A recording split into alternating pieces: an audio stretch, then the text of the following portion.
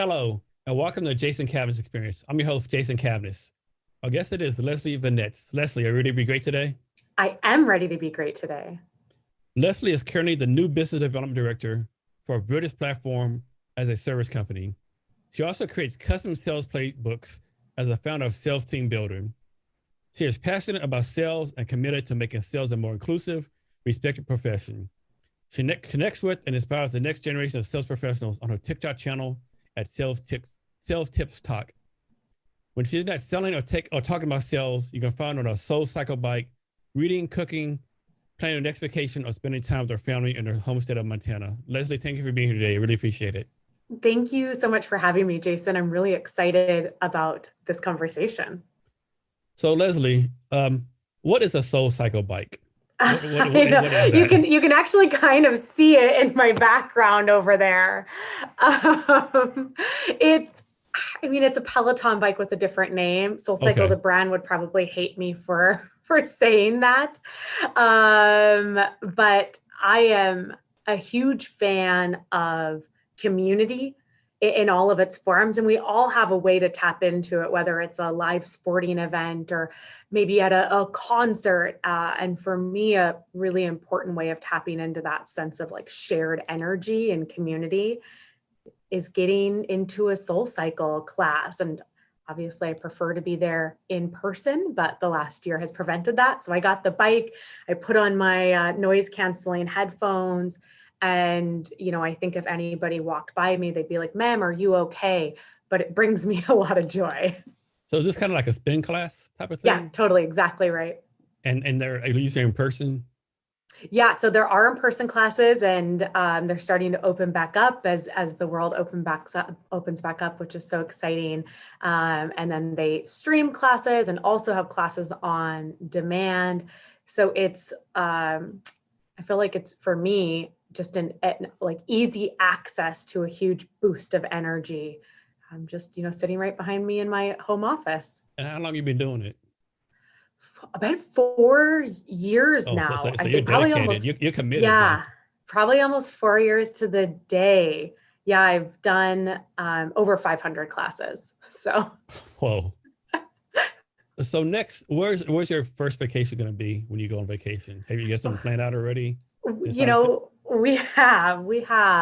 I don't want to call it my vacation. I would say it's my husband's vacation that I am going on. He is turning 40 this year, huge milestone birthday. I wanted to make it really special. And he's just like a fishing aficionado. He loves deep sea fishing. Clearly, being in a landlocked state that is Illinois, we don't get to do that often. So we're going to head down to Costa Rica for 6 days, and he's going to do 2 days of inland fishing and 2 days of deep sea fishing. Man, that's going to be great for him.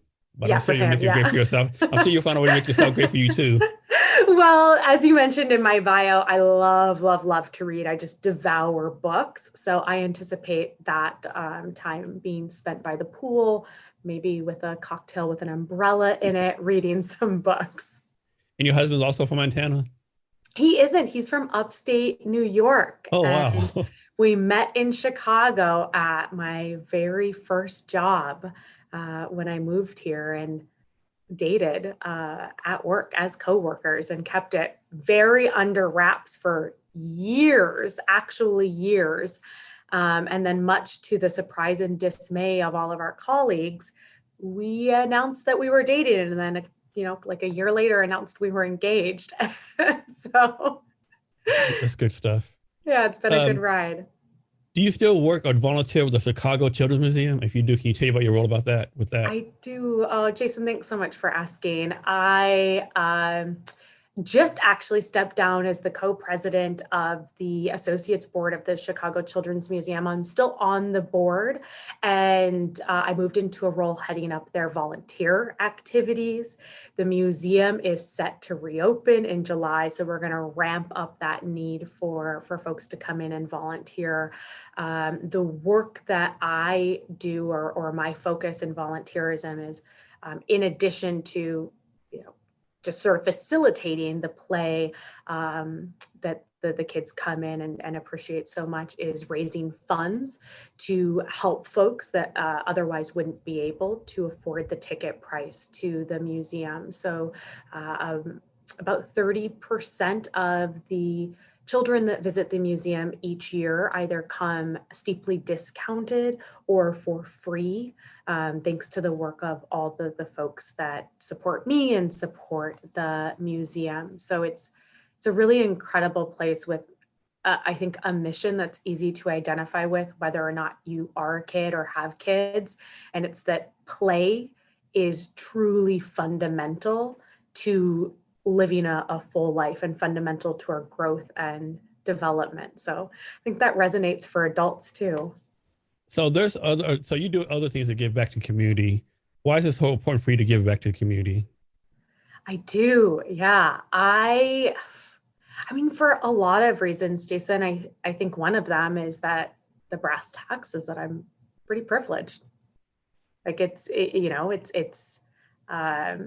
I think been easier for me to find success in life, easier for me than other folks that maybe haven't had some of the same privilege. And that doesn't mean that everything's been easy. Surely not. I've had to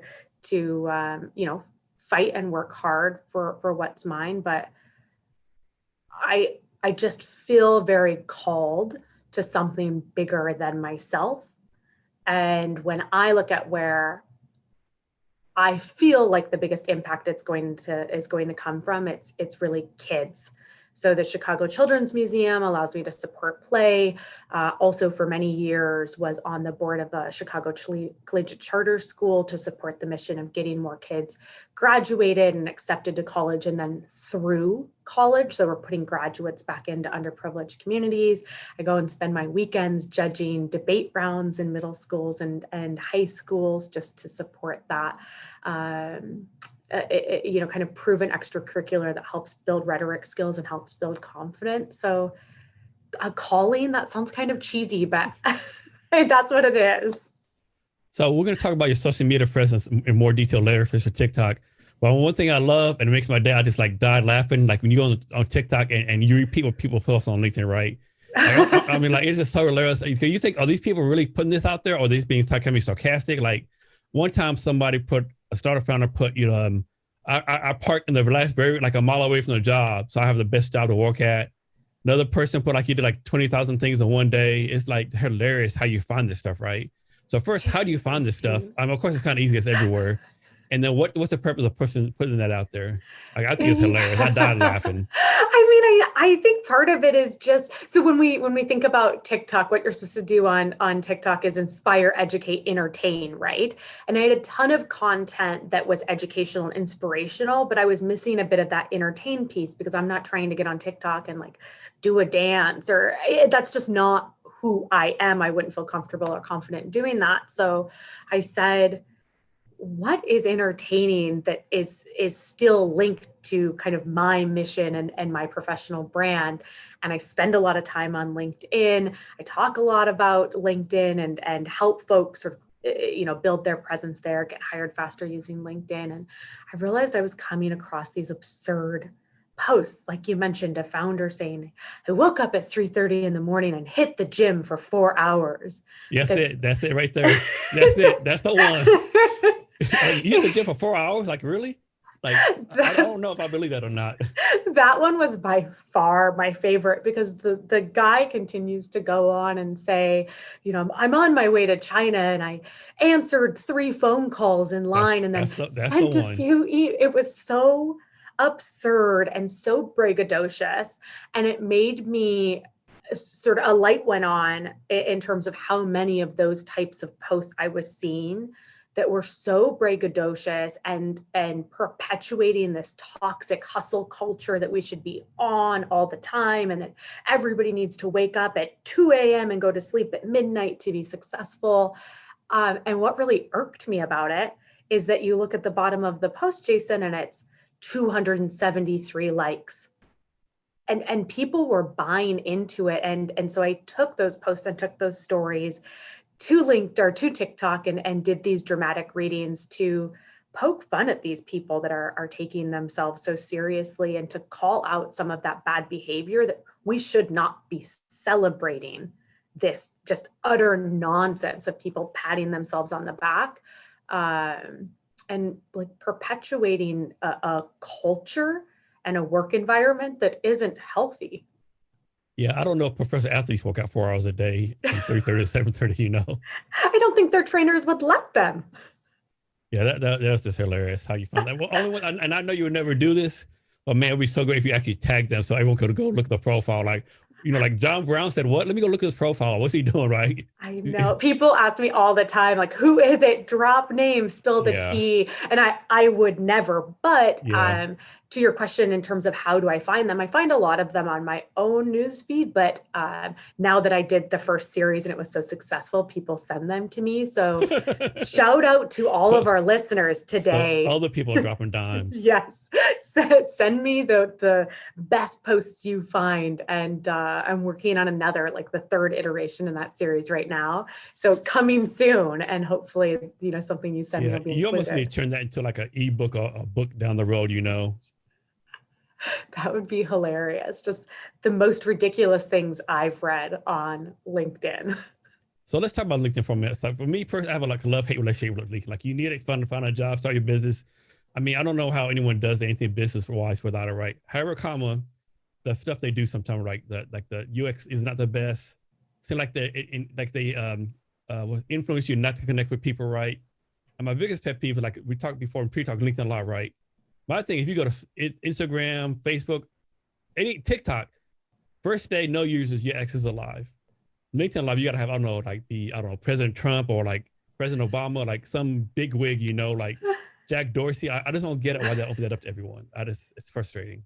Yeah, it's weird that they gatekeep it so much, because you'd think that there would be automatic parameters. Like TikTok, once you hit 1,000 followers, you get access to live. They could easily do something like that. But I shared that I had applied a few days ago and I was hoping I could stream for this, but haven't heard back yet. I agree, Jason. It is a love-hate relationship, more love, because I've experienced so much benefit from the platform in terms of connections made and knowledge that I've soaked up. And like I've been headhunted for my last 3 jobs as a direct result of LinkedIn. So there's a lot of love, but the algorithm is very confusing when it's, I posted something recently that I logged onto LinkedIn and my news feed was advertisement, LinkedIn poll, advertisement, LinkedIn poll. And the polls were like, how do you like your coffee? And I think they're incentivizing bad content, which isn't good for anybody. And then they're incentivizing you to only connect with people that you've met in real life, which is very counterintuitive to a brand that is like a global virtual networking platform. So some of it doesn't make sense, but I'm going to still say it's more good than bad. Yeah, I agree with you. It gets me, like some people tell you like, I don't know you, I'm not going to go to LinkedIn. Well, so you're telling me if I met you in a live in-person networking event, you're going to tell me, oh, I don't know you, I'm not going to connect with you? Right. I refuse to shake your hand. Yeah, I don't know you. Have someone introduce you to me. Like, I don't get it, right? And another thing, I have a friend here that shares a story. So my friend, her husband came to visit me last weekend, and we took a picture from the space needle. She did one post, it was just business related, right? Nothing fun, just business related. And like 5 views, nothing on it. A week later, she posted the space needle post in Seattle.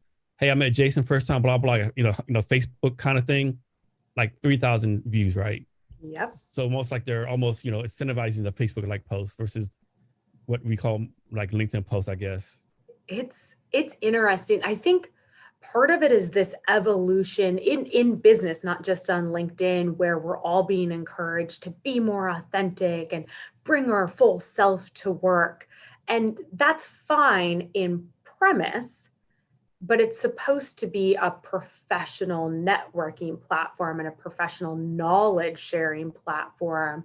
And I think both the content creators as well as the algorithm are struggling to sort of find their way and find their North Star on that journey. So the best example I have of that, like this happened like a few years ago. The younger lady was on LinkedIn. She put a video. I guess she came just out of the shower with a towel on. She was playing hide and go seek with German Shepherd, right? For like 2 minutes. That's all she did, play hide and go seek. Oh, And my word. and people were like, well, what is this nonsense? And somebody asked her, well, she wants to show potential pros that she has a bubbly personality. I'm like, I don't know about that, right? But it's like, yeah. It's so interesting. I just commented on, oh, Jesus. I just broke something here. I just commented on a post yesterday, and it was a woman calling out another woman who had a LinkedIn profile picture that was, I wouldn't say it was racy, like she was covered up, but it was very, very tight fitting clothes, kind of like a low cut thing. And she was saying, you know, how inappropriate it was that she didn't have a more professional profile picture up. And she put that post so everyone could see it. Yeah. And I was, that's what I don't get. Stuff like that, you could like do a DM or something. I was a little like, this is kind of a touchy subject, because like on one side, should she be able to wear whatever she feels most comfortable and confident in? Absolutely.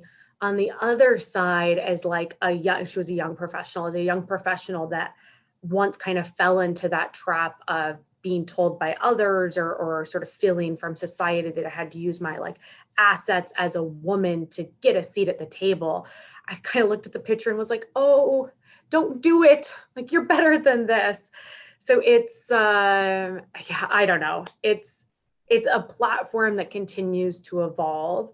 And I hope that they get it right. Like, I hope that they train the algorithm to put out content that actually improves everybody's knowledge instead of just shows a bubbly personality.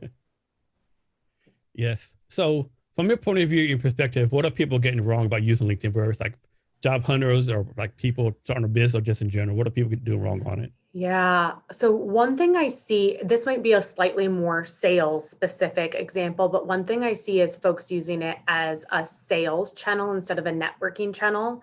So they get on there, they start their profile, you know, they put in a picture and their like most recent job, and then they just start connecting and spamming people. Yeah, we've all had it. You connect with someone 2 minutes later. Hi, Jason, I'm blah, blah, blah. Correct. Blah, blah, blah, blah. Like, and 20,000 words later, you're like, what is this? You know? Absolutely. And then you say, you know, even if, you know, usually don't answer, you can do say, I don't have time for this, or like, I'm not interested, or I have an internal team. Oh, I just like you have an internal team, but I'm sure my team can outperform yours or some crap like that, right? Yeah. Or you get the ones where you say no, thank you, and they come back really aggressively, like, why aren't you interested? Or where they just send you like 17 messages in a row and you never respond. So I feel like there's a lot of that. The group Sales Hacker has a really good sort of like do's and don'ts thing that anybody should check out. But sometimes I do wonder, does that work sometimes? Because why would they do this? People do it over and over again. Does it actually work on some people? So I've talked to some people that do it. It's the same as, I'm sure you've seen this as well, Jason, where people drop their Calendly links in. It's like somebody reaching out to you cold and they're like, just schedule below. You do the work prospect that I haven't qualified and never met and took absolutely no time to even like read your bio. So I think it's one of those things where they do it so much that yes, it does work. But it's like, if you send out your Calendly link 1,000 times, or you send out this generic automated message 1,000 times and you book 5 meetings from it, did it work? Like, I know you booked 5 meetings, but how many people did you burn along the way? How many people are going to remember that you aggressively prospected them with irrelevant, unpersonalized content? So I think that people say that results come from it, but they're confusing a couple of yeses and limited results with actually having success using the technique. So I would say that's the number one thing I see folks. And you're right. A lot of people don't even, are so lazy, don't take the time to qualify anything. Like the last 2 months, I got an email from an HR company in Louisiana, right? But my company, Kevin's HR, I'm building an HR tech company. why are you sending me stuff and telling me to buy your HR? I just don't get it. I don't reply or nothing. They send me all this stuff, blah. I mean, it's just hilarious to me, right? Like, Yeah. That's one of my favorite ones, is the people that are like, would you like to learn how to use LinkedIn to sell?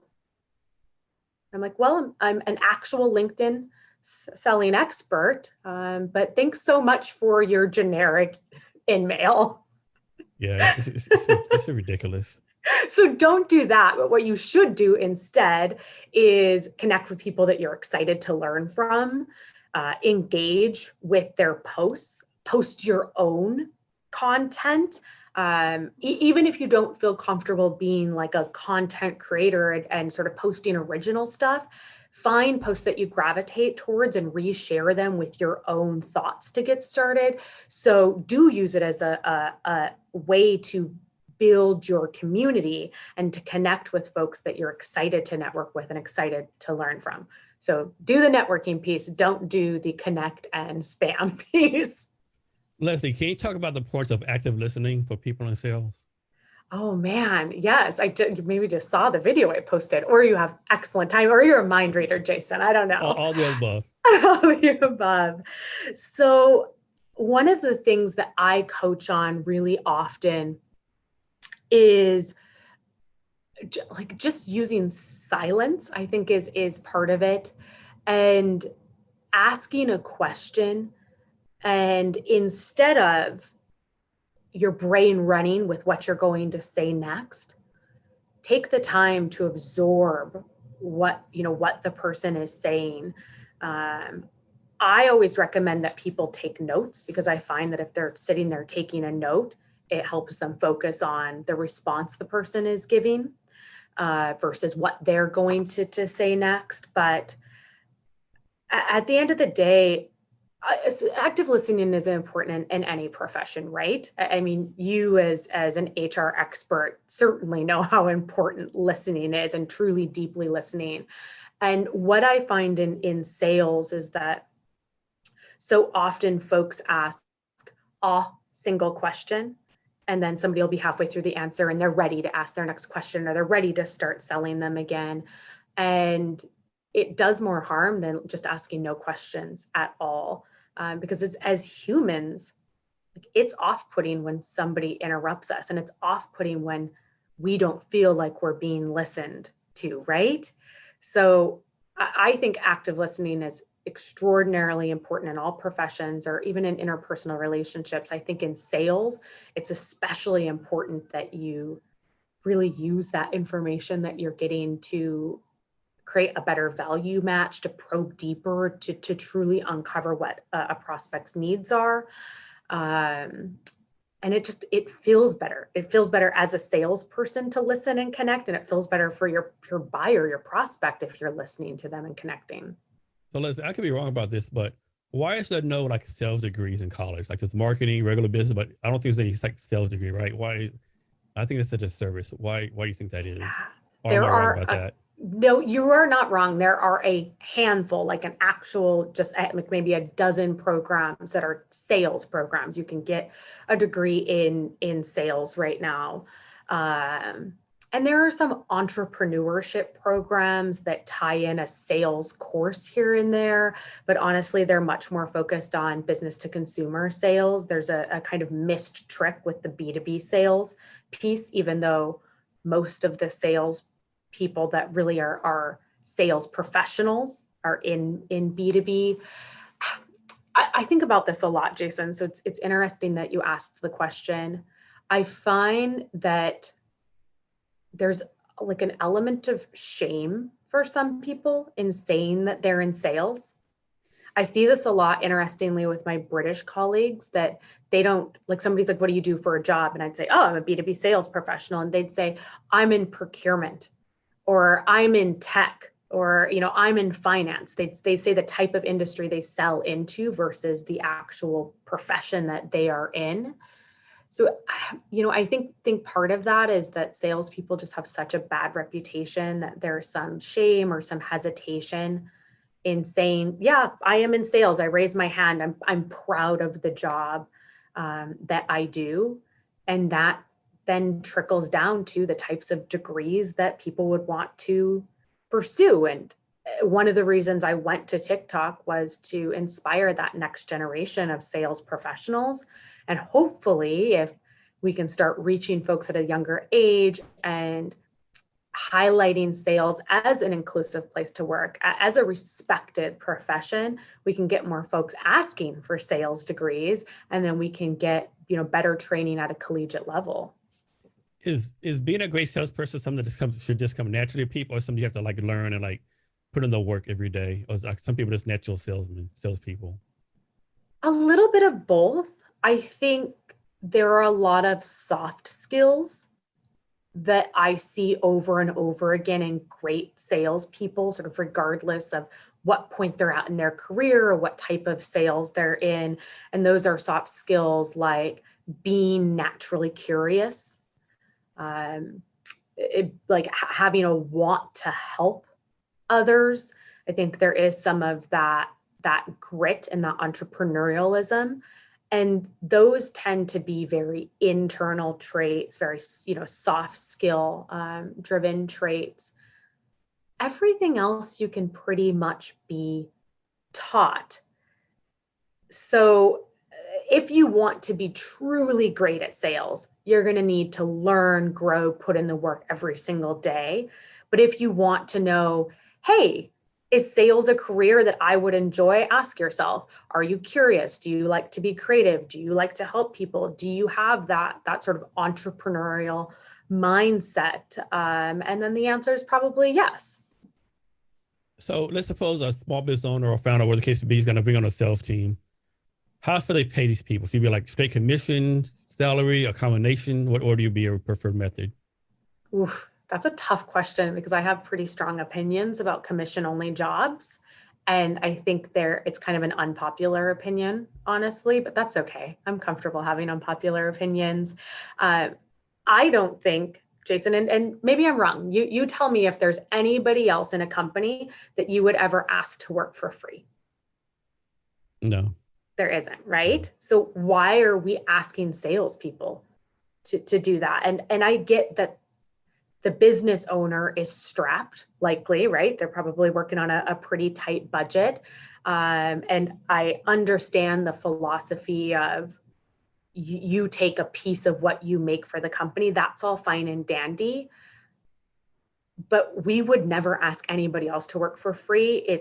I just think absolutely a travesty that folks find it acceptable to ask salespeople to work for free.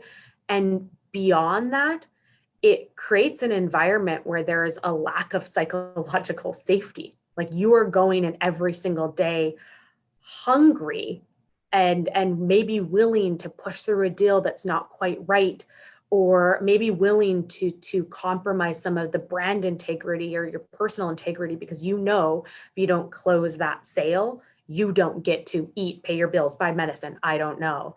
But I do not agree with a commission only. So for you, it'd be some kind of combination then? I like a hybrid structure. I also think that most salespeople are very heavily incentivized on the harder you work, the better you are, the more you get paid. So in my career, I found that a hybrid base, like livable, safe base, plus exciting commission structure works best for folks. And if salespeople, they're pretty much the only people in the country who can, like, if they work more or perform better, they're going to get paid more, correct? Them and the executives. Yeah. Cool. Who's some salespeople you follow? Ooh, my favorite person is Josh Braun, which a lot of folks will probably recognize his name. He's been my mentor for a couple of years, and I don't always agree with all of his sales advice, but I think that's one of the things I love about sales is that there are so many different ways to get there. There are so many different ways to sell.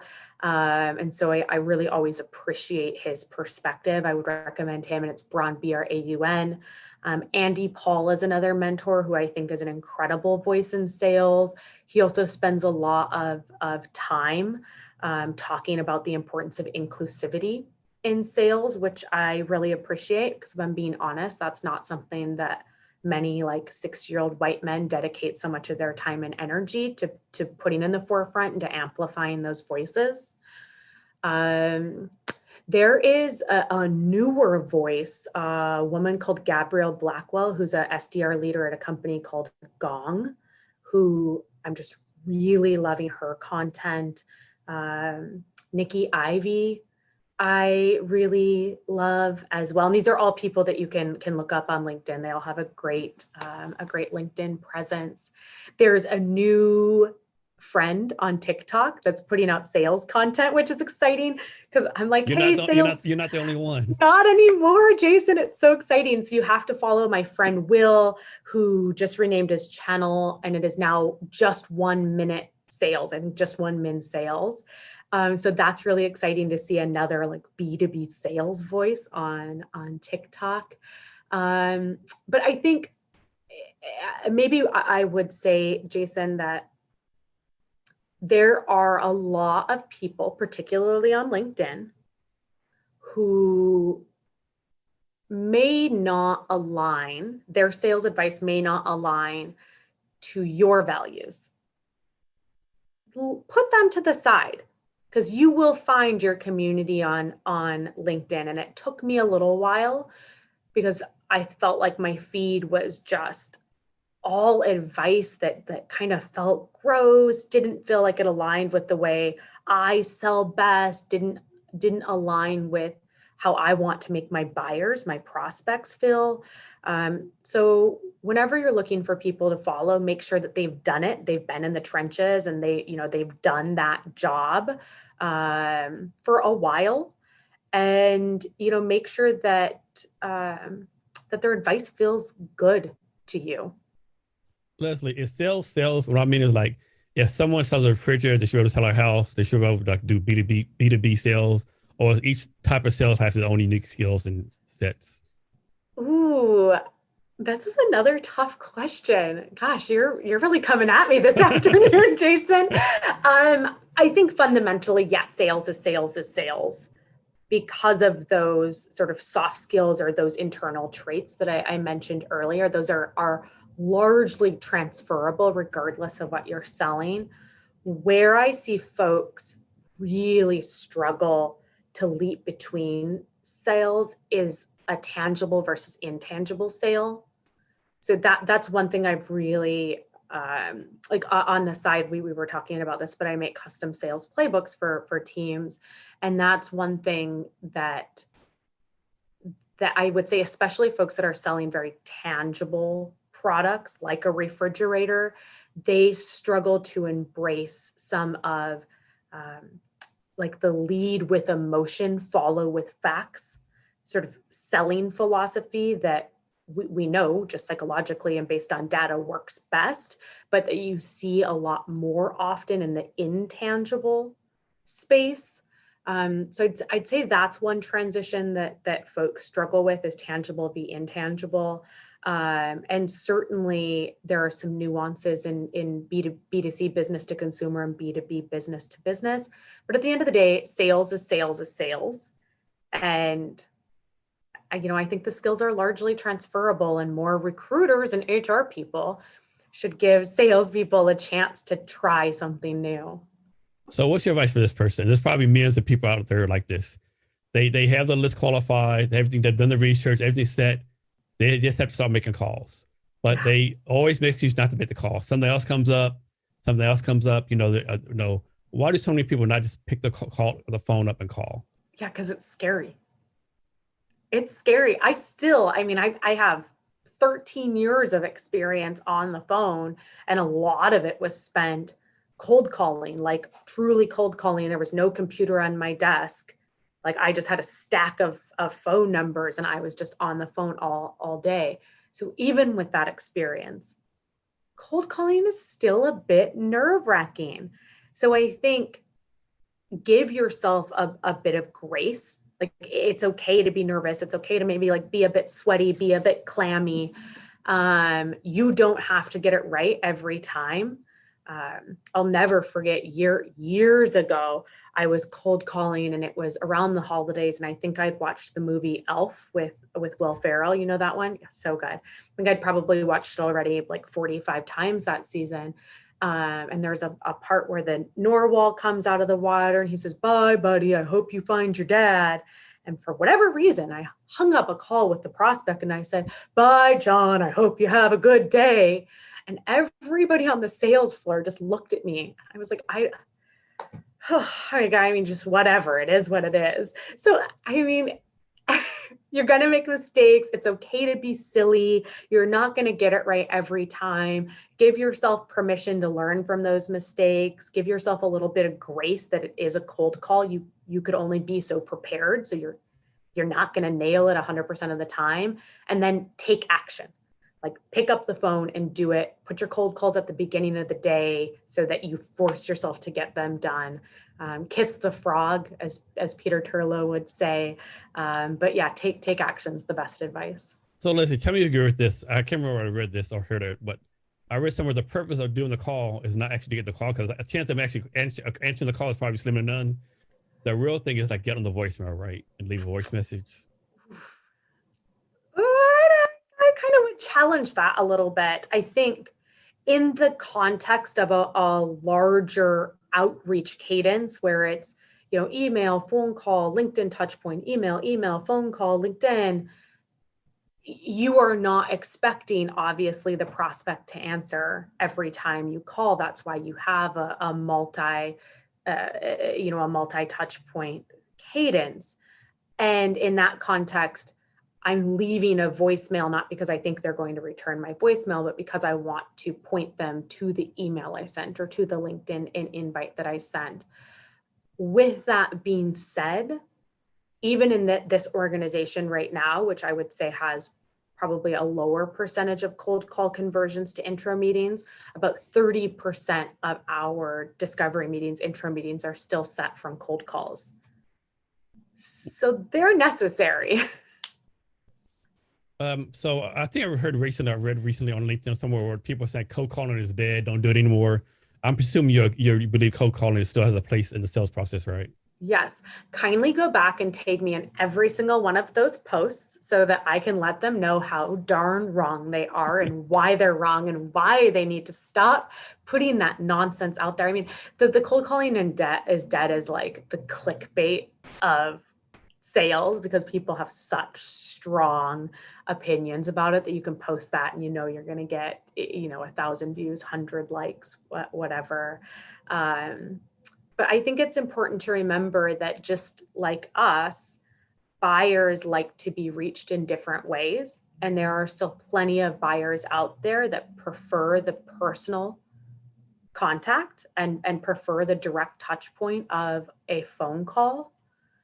Be thoughtful about what you're going to say when they pick up the phone. Be thoughtful about how often you're reaching out to them and sort of when you're reaching out to them. So do it right, do it with intention. But if you are not cold calling, if you are not cold calling as a business owner or entrepreneur, and if you are not having your sales team call, like you are really doing the business an injustice. So Leslie, how often should a salesperson follow up? So they keep on following up until you hear no, or is like a number, some magical number out there where they need to stop? Oh my gosh, that is such a topic of debate, Jason. So like the short answer is follow up until you hear no, but the long answer is follow up until you hear no in a way that is respectful of your buyer. So that might be a 20 touch point campaign. That's like a fast sequence campaign, and then you put them on ice for 3 months and give them some breathing room. Or that might be one of my favorite techniques are long-term nurture campaigns or account-based management, ABM campaigns, which is a term that folks might be familiar with. It's kind of raising in popularity.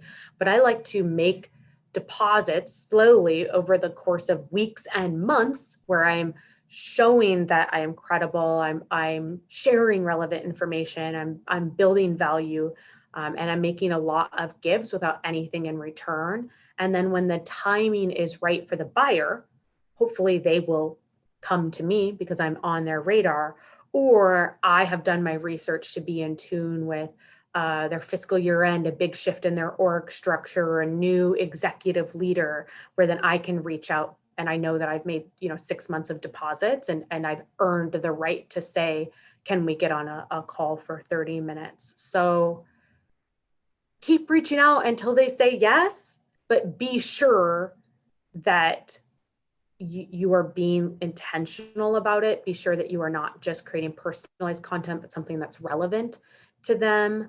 And, I think to some extent, like, help your buyer tell you when it's the right time for them to buy. Leslie, what advice you have for people just now breaking the sales, or actually what advice you have for like salespeople in general? Salespeople in general, something I hinted at earlier that every salesperson needs to hear is sell with emotion, follow with facts. I don't know why that continues to be very difficult for so many in the sales profession, but people buy because you can make an impact in their lives. They don't buy because you sent them an email that said, I can increase your company's revenue by 350 million%. They buy because you communicate to them that you can save them time. You can help them get a big win or a big promotion. You can help them reduce risk. So people generally buy for the same three reasons: save time, save money, reduce risk. And those are very emotional reasons to buy. Yet so often our sales conversations and our marketing collateral leads with kind of just a list of features of the product, and like, ugh, nobody wants that. Nobody's excited about that. So lead with emotion, follow with facts. So Leslie, like most salespeople, I think they need to know their own company and the company they're selling to, right? So hopefully the company they sell for, they get an A+ on the knowledge, right? Hopefully they do. What kind of grade should they try to start for with the business they're trying to sell to? Like needed like a C-level knowledge, B-level, A-level knowledge of the company they're trying to sell to? I think that depends on your sale. So I've worked in super transactional environments, like cheap price point, like 2K, 4K, 24-hour sales cycle. You do not need to know a lot about the company you're selling to in that context. You generally need to have a good understanding of your buyer persona so that you can ask smart questions. But it would be a bad use of time in that sort of highly transactional, fast sales cycle environment to spend 15 minutes before every call researching. Now flip to maybe something closer to what I'm doing now, which is a very consultative sale. It's a PaaS sale, a platform as a service sale, longer sales cycle, more expensive price point, more stakeholders involved in the decision. You have like one chance to get it right. So I can tell you that going into my intro calls, I have a 5 sort of pillar checklist that is below that very detailed. And it takes me about 30, sometimes 45 minutes to prepare for a discovery call. And the discovery call is maybe 45 minutes. So I think it is dependent on transactional versus consultative, length of sales cycle, price point, but whatever resources you're putting against preparing, make sure that it makes sense in sort of the outcome if they say yes. Next, can you talk about your Unleash Your Potential playbook? Yes, I can, Jason. So I, back in February, published a digital sales playbook. And I was really inspired by the LinkedIn and the TikTok community because I was getting a ton of requests for one-to-one coaching.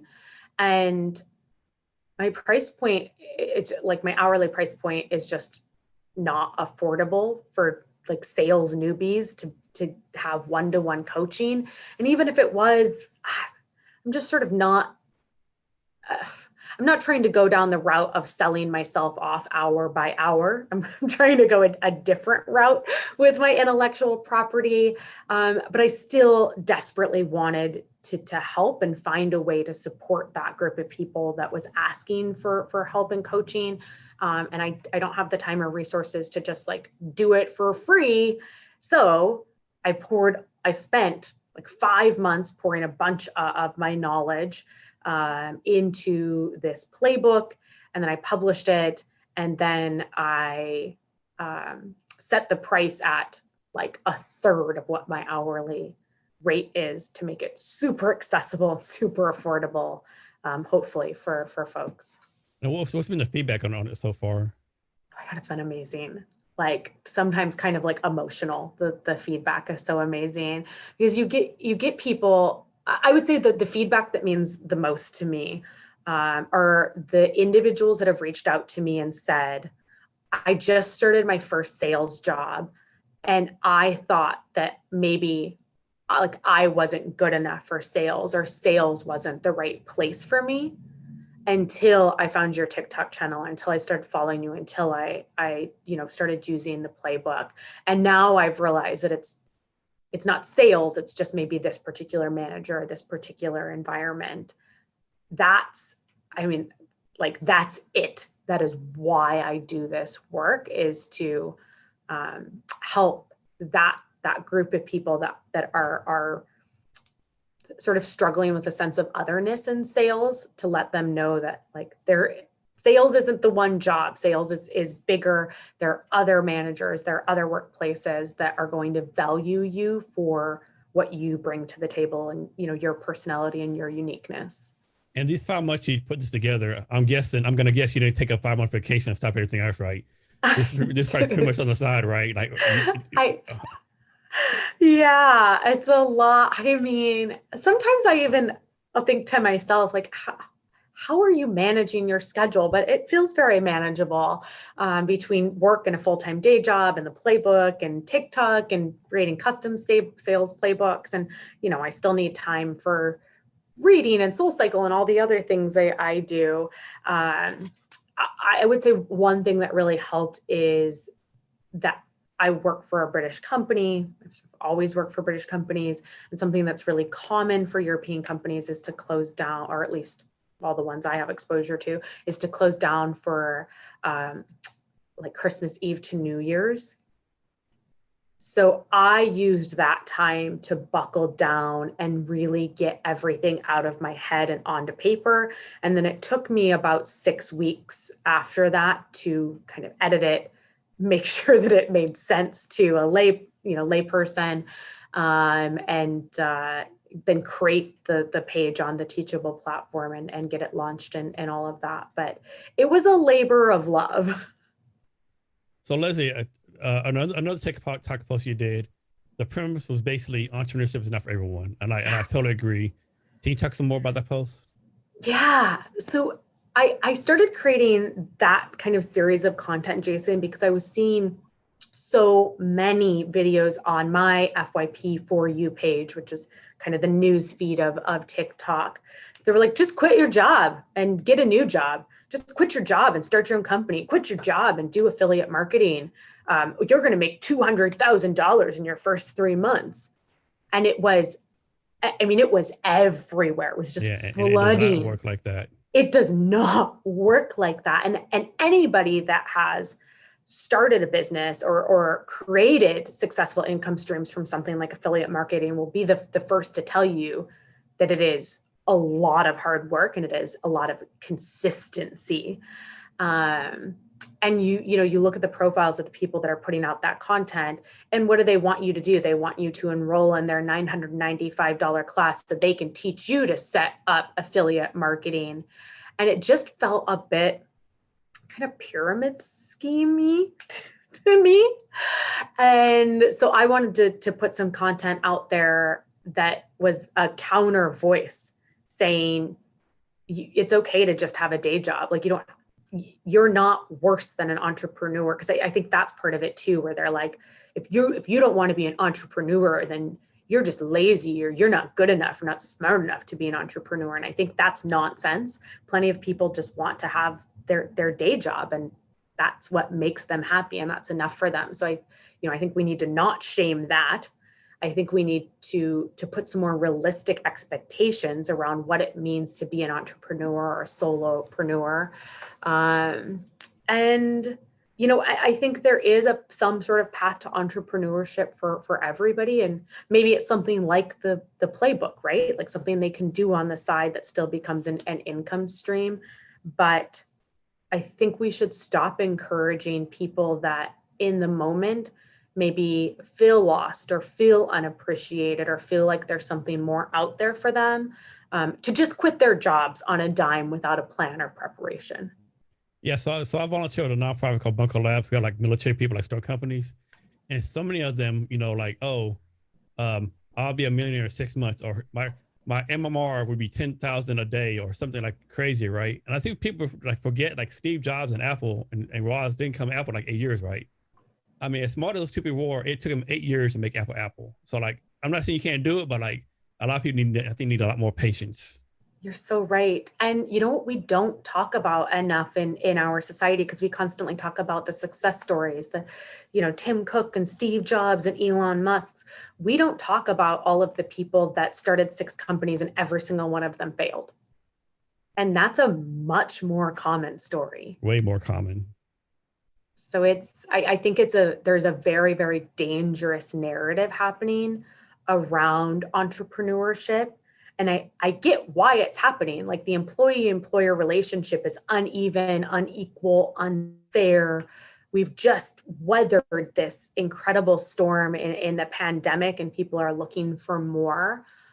So I get where some of that want and maybe even desperation is coming from, but I so deeply encourage people to ground their next steps in realistic expectations and deep preparation. And of course, the funny part always is like, I'm gonna start my own company because I don't want a boss. Well, let me tell you now, you're gonna have more than one boss now. Your customers, your vendors, on and on and on. Your boss, or I don't want to work 40 hours a week. Oh no, you'll never work 40 hours a week again. You'll work 70 at least, right? Yeah. And all these things, like the grass is not always green on the other side of the rainbow. On this thing, right? But it is what it is, right? Sometimes you got to learn the hard lessons. Oh, it's so true. It's so true. That cliche that's like, if you love what you do, you'll never work a day in your life. Oh, it's too much, Jason, because to your point, if you love what you do enough that you've decided to make it into your own business, you're going to be working every day. Yeah. Like me, I have a startup. I'm lucky if I get an hour or 2 off a day, right? It's a grind, and the process is so long. I don't think people realize that. Now, of course, if you're like already raised like $10 million before you have or you hit the lottery, but most people, they don't have that kind of stuff, right? It's a grind. Very few people. And I think that's part of the dangerous narrative too, is that when you look at people that are successful, we as a society tend to pull out like the self-made man example. But most of the people that are successful, if you look at the data, they are either successful in running like a small business, like a landscaping company, or like a roofing company or a dry cleaner. That's where they're successful. And when you look at the big like unicorn companies or tech success, which is I think where most of the conversations gravitate towards, they didn't come from a desperate background most of the time. I think the two best examples are like Jeff Bezos' parents gave him $300,000, and Bill Gates' mother was on some kind of friend or some kind of board, somebody from IBM who got this break right. So that self-made man is kind of a myth a lot of times, I think. Yeah, it's tough because it's also like so many of us, you're like, but they still worked hard. I still work hard despite what maybe has become easier to me or the gifts I'm given. And that's fine, but hard work is not going to be enough to make 99, probably 0.9% of people a multimillionaire. Yeah, an example of how hard it is to make it in startups and tech in general. So I know a guy, he's had 3 successful tech startups, sold all 3 of them. He was in charge of incubator in Seattle, pretty well known, right? His last startup just failed because he couldn't raise money. I'm like, man, this guy can't raise money? Like, what's going on, right? And this guy, like, you would think he just throw up and get money, right? But he didn't raise money this 4th time, right? Even with his track record. Well, I saw that you got accepted to WeWork Labs. And so I'm sure you had a chance to meet and be exposed to a lot of different startups and have probably more than most people kind of a keen insight into how many people didn't even get accepted to WeWork Labs, right? And then of that group that did get accepted, how many weren't able to bring their business to life. Yeah, I think the biggest thing in that people don't make, I think and this is my opinion, I think the founders sort of kind of like can't humble themselves, too arrogant. They kind of tend to fail, right? They don't want to listen to advice. They don't want to listen to coaching. Oh, my name is Jason. I know everything about HR. You can't tell me anything, right? Those tend to get ignored and shunned by people, the money, and people who can actually help them out, right? Because people want you to be able to be coached. Yeah. Ego is a killer of companies. It's a killer of sales. It's a killer of personal relationships. It's you're so right. You have to be confident in your ability. You have to be some kind of confidence, but there's like the fine line, right, between confidence, there's arrogance, and cockiness, right? Yeah. Yeah. Confidence and humility are certainly not mutually exclusive. No. So back to LinkedIn, I think you enjoyed this one. So a while ago, you did a post about selling a pen, and the Wolf of Wall Street responded. Like, well, you're like, why is this guy even paying attention to me? Like, what's going on here? Yeah, that's pretty interesting, right? Yes, that's exactly right. Like, are you serious right now? Yeah, it was so confusing. I had posted the video a month before the Wolf of Wall Street. Jordan Belfort, the actual Wolf of Wall Street, did his reply video. So, clearly I didn't think anything would come of it. It's one of my most popular videos that I've ever posted. So, I mean, it was great content. I was happy that the video did so well. And it happened to be one of those days at work where it was, 8 a.m. intro meeting, 9 a.m. intro meeting, 10 a.m. intro meeting. And my phone doesn't make any noise. I have it set up so it doesn't bother me, harass me, bully me during the day. And it's my first break after 3 hours of intro meetings. And I look down and it's a full screen of notifications of people on TikTok tagging me in this video. So I open it up, I look at it, and it's the Wolf of Wall Street replying to my video, where I say that sell me a pen is a lazy question. And I can tell you why. And his response was along the lines of, so what, you're not going to ask that question? You're not going to hire me? Who are you going to hire? Total loser. And Jason, it so very much validated why I think it's a lazy question, why we shouldn't be using it, why I fight so hard to make sales a more inclusive, more respected profession. So to me and to sort of my followers and my community, it very much validated the importance of the work that we do. Not surprisingly, to all of his followers, they were like, shut up, you sort of insert expletives or like really rude language. And honestly, there's so many amazing sales experts to follow and so many people that set a good example and set an example of professionalism and honesty and respect and inclusivity that I don't understand the attraction to somebody like Jordan Belfort. But whatever. So why is that a lazy question? Yeah, I think it's a lazy question because it's so deeply rooted in like old fashioned sales culture, right? It is so deeply rooted in the bullpen culture where it's only men selling and like women in tight skirts getting them their coffee.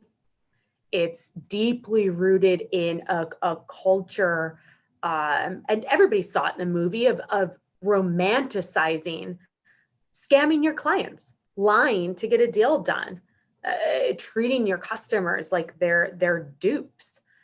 And there are so many ways, Jason, and you as an HR expert know this, there's so many ways that if we're trying to make a great hire, we can uncover something like your sales philosophy or how you would approach a selling situation, that there's just no excuse to use a question so tied to misogyny and tied to lying and manipulating and cheating, and somebody who is a convicted criminal. Yeah, you can't forget that point. So it was interesting. I was a bit confused by how he found me as like a small creator. at the time, I think I had like 10,000 followers. He has over 1.5 million. I was confused by why it upset him so much that he felt the need to not just stitch my video on the TikTok platform, but like download it, edit it offline, and then re-upload it, covering my handle and not tagging me in it. And I was confused by how many people came to his defense in a way that really highlighted a lot of sexism. So let's talk about toxic sales for a minute. How do you handle the situation? Suppose you have 10 salespeople. One of them is a toxic person. No one likes them. Like he upsets everyone, but he brings in like, we'll say 9% of the sales. The other 9 combined, like only bringing 10%. Like, how do you like, I mean, some people would say get rid of the toxic person, but then you lose all that revenue. And some people say, well, if you get rid of the toxic salesperson, other people step up. But will they really step up? They haven't stepped up yet, right? Like, how would you handle that situation? Well, if 90% of your team is bringing in 10% of your revenue, you might need to rehaul the whole team. It might say something about you as a manager and a leader. You have to get rid of them. And that doesn't mean like fire them on the spot. I think first have a conversation with them about their behaviors. I've often found in managing toxic personalities that they don't realize they're toxic. Like I'm thinking of a top performer that I managed ages ago, and she was young and had a family life where both her mother and her father were very verbally abusive to her. And so she brought a lot of that to work and would verbally abuse others. And she just did not understand how significant the impact was, and that type of behavior in a workplace could cost her job. So I think first, like, have a conversation and see if that toxic behavior and how it's coming out is something that can be maybe managed or trained around or coached around, or if they're just kind of a jerk. And at the end of the day, if you decide they are a jerk, you have to fire them. You cannot keep somebody like that on your team. Maybe the team you have in place that day isn't going to be who steps up, but you're never going to find your next top salesperson if they walk into the sales floor, walk into the sales team, and that's your top performer, and they know that that's the type of culture and behavior that you're okay with. Yeah, right. It's so many things to be fixed. It's a simple conversation, right? Because it's amazing so many times someone will say, Jason Cabinets isn't a performer, right? He's not kind of right. He's doing this wrong. Well, have you told him? Well, no. Why am I telling him? He knows what he's doing wrong. Well, if I know what I'm doing wrong, why do I continuously do it wrong over and over again, right? Am I just that miserable person? I'm doing wrong all the time? Like, maybe I don't know what I'm doing wrong, right? I think so many people miss that point. Yeah, I think you're exactly right. And most people I've found, even when you're tackling very sensitive subjects like lack of performance or like toxic behavior, are receptive. More people than not are receptive and want to change and want to grow and do better and be better. So Leslie, you talked about this a little bit earlier, but how are you making sales more inclusive? Yeah, so a couple of ways. Certainly just through putting the message out there on LinkedIn and on TikTok, sharing my own story of what it was like, what it is like to be a woman in sales, and letting people know that they are not alone. And often, Jason, I think it's particularly when I speak to women in sales, letting them know that it's not a reflection on them when they're excluded from like all the boys going out to lunch on the company and they didn't get invited, or not getting that promotion and somebody that's less qualified, like just making sure that they understand that it's not them, and they shouldn't let it manifest an imposter syndrome, and they shouldn't let it impact their confidence. And hopefully providing some encouragement, but also providing specific techniques and tools that can help them kind of stake their claim and get ahead. So yeah, a lot of it is encouraging people, sharing my story, connecting with our next generation of sales professionals and encouraging them to consider the profession, sharing resources to help. And whenever I'm invited to, I always spend time like moderating panels at like every year at the Tech Inclusion Conference or like Women in SaaS Sales. So whenever there's an opportunity for me to give my time to other organizations to amplify those voices, I certainly do that as well. So now, of course, diversity includes all this a big deal right now, and it's been a big deal for a few years. But and you might not know the answer to this, but based on numbers, nothing's getting better, right? Like if you go back, I got a Vartech maybe starting in 2015. All the numbers are pretty much the same, right? Despite the focus on emphasis, the numbers across the board are pretty much the same. Is something that people are doing wrong? Is like this? Is this going to take longer, or what do you think? I'd like to say that nobody's necessarily, well, no, that's not fair. People are doing something wrong because the numbers should be growing more than they are. And they're growing, but they're sort of eking along. And then, you know, the numbers for women in sales were doing pretty good. And then with the pandemic, we had, I don't know what the most recent number is, but, you know, like 40% of women dropped out of the workforce.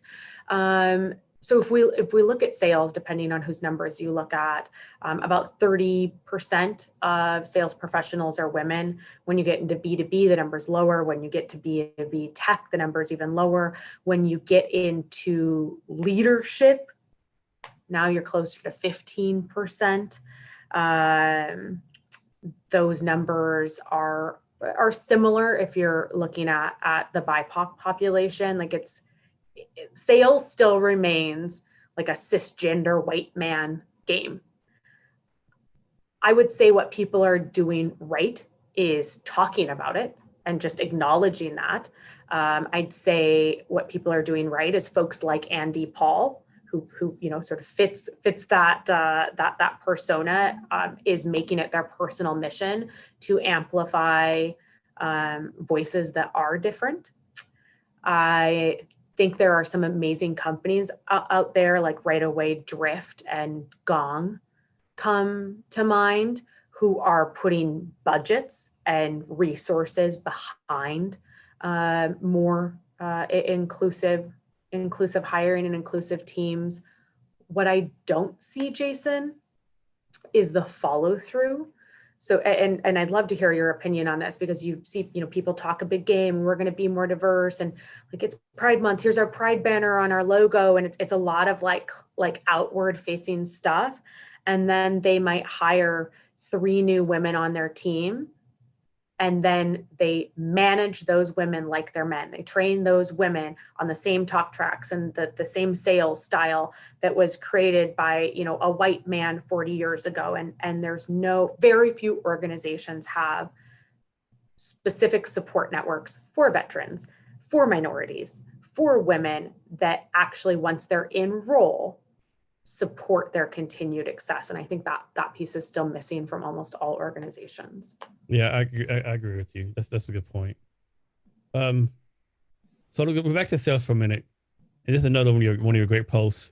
You post that a lot of salespeople don't ask for the close. And I think it's in general, right? A lot of people don't ask for the close. Is this there? Because go back to again, like people are scared to hear no, I guess. Yeah. So it was either Salesforce or HubSpot that I picked that stat up on.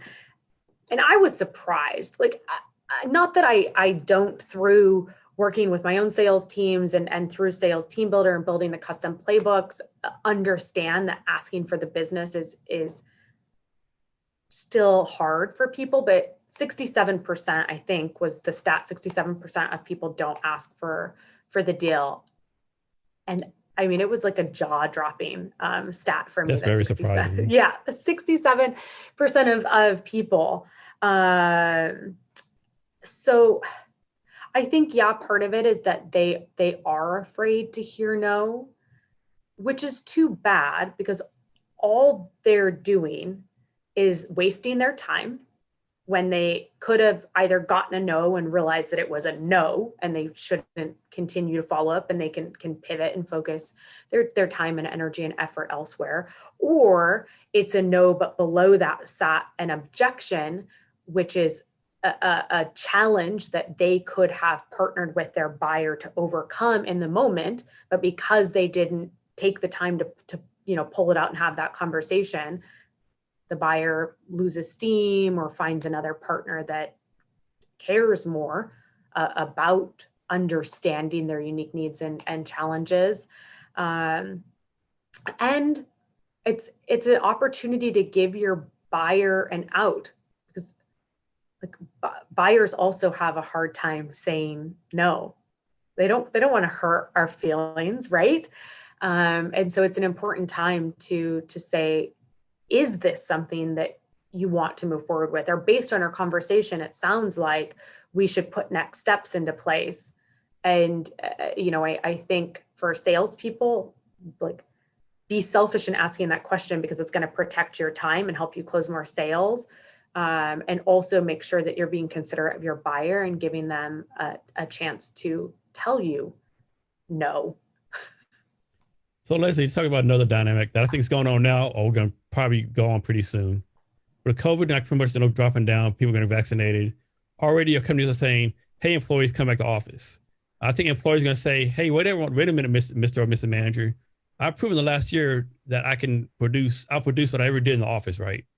I've proven that time and time again, my production levels way up, all that kind of stuff. So now you want me to like drive these 20,000 hours every year to the office, stay in this, cubicle. And, and the stats prove, like, you probably only work maybe 10 feet hours in the office, right? The rest of the time you're on Facebook or gossiping, right? Just so you can, be over me these 40 hours. And plus with like the people, all these openings going up, I just think it's be an interesting dynamic how that plays out. Oh, it's going to be such an interesting dynamic. I mean, I think the 40-hour work week is a sham. It just, for the types of jobs we have now, and certainly that doesn't mean that there aren't jobs that need the 40-hour work week, but for most people, they don't need a 40-hour work week. And I, sort of mentioned this earlier, that I'm kind of over the concept of like being paid for the hours of my day. Like, pay me to get a job done, pay me for my intellectual property. Don't chain me to a desk for 40 hours a day. So I think the 40-hour work week is a sham. I have been fully remote for 3 years, and then I was partially remote. I set my own schedule, but I would work from home on days when I felt like working from home. So like a true flex environment for 2 years before that. I'm not going back to the office. And I think so many over this past year found what I found, which is the freedom to create a better work-life balance.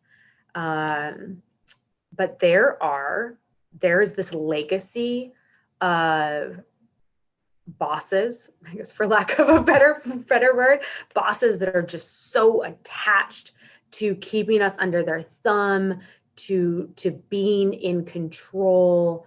There's still a real lack of trust of employees. And one thing I've asked for many years, Jason, is like, if you don't trust somebody, why did you hire them in the first place? Yeah, your hiring process is messed up. Yeah.